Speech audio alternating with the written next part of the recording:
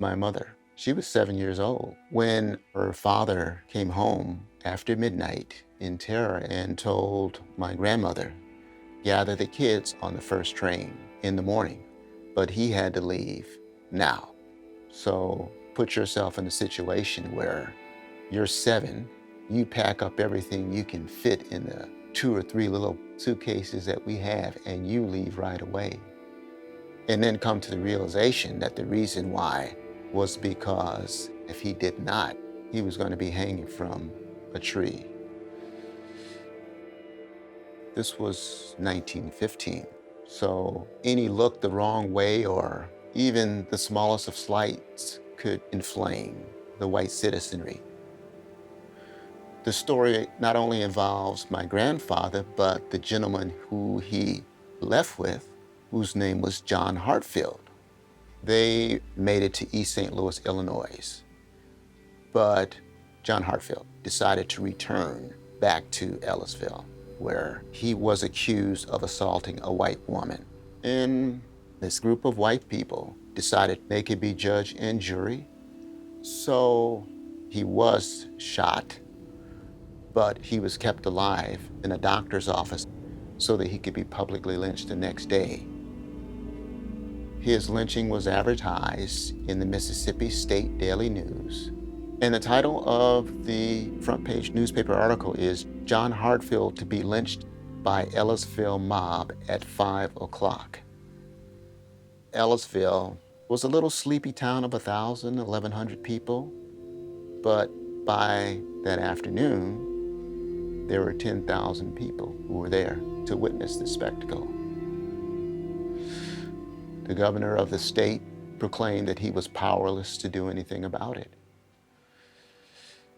While he was hanging from the noose around his neck, they dismembered parts of his body as souvenirs, and the crowd randomly shot around 2,000 bullets into his hanging body.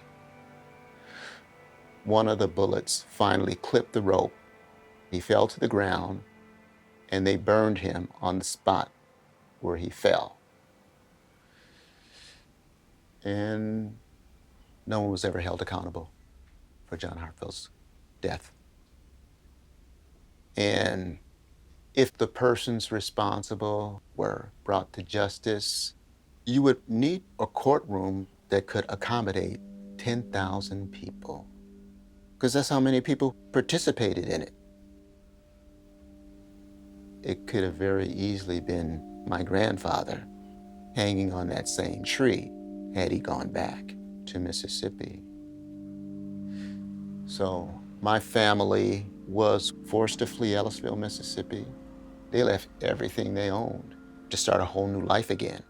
They did that in East St. Louis, Illinois, and then race riots erupted, which were one of the most violent race riots up to that point. There were groups of white vigilantes roaming the communities where Black people live, setting houses on fire. Close to 6,000 African-American families left as a result of the violence. Our family was one of them. And so their next stop was Ohio. And they were visited by a group of Klansmen. My mother remembers the incident vividly. They saw the Klansmen outside.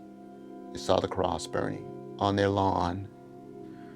They were all hiding underneath the bed, shaking like a leaf. And this is the third incident of racial terror in her life. And so it's framed the Great Migration in very personal terms in our family. It's one of the largest migrations of people in the world, from the South to the North. They were fleeing, basically as refugees. So how do we get through this together? I don't have the answers to that. I just know we have to keep remembering, and we have to keep telling the story, because how do you get through that if you don't confront history?